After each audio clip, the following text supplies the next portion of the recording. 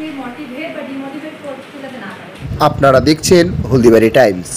6 দফা দাবির ভিত্তিতে স্মারকলিপি প্রদান করল এআইডিএসও।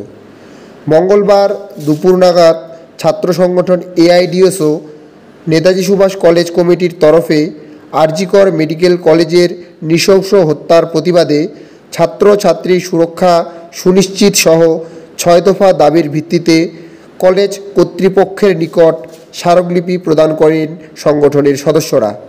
সদস্য মজিদুল সরকার জানান, কালীবাড়ি মোড় থেকে ছাত্রছাত্রীরা কলেজে আসতে ভয়ভীতি ও হুমকির শিকার হচ্ছে। কলেজ কর্তৃপক্ষের নজরে বিষয়টি আনা হয় এবং কলেজে অবিলম্বে বহিরাগত দুষ্কৃতী প্রবেশ নিষেধসহ মেয়েদের কমন রুমের পরিকাঠামো উন্নয়নের দাবি করেন। কলেজে একটি মঞ্চ গড়ে তোলা এই দাবির আরেক অংশ। সংগঠনের আরেক সদস্য অভিজিৎ রায় বলেন, পানীয় জলের ব্যবস্থা অবিলম্বে করতে হবে এবং দীর্ঘদিন ধরে কলেজের নিয়মিত ক্লাস করা হচ্ছে না, ক্লাসরুম পরিষ্কার পরিচ্ছন্ন করা হচ্ছে না, তা অবিলম্বে চালু করা।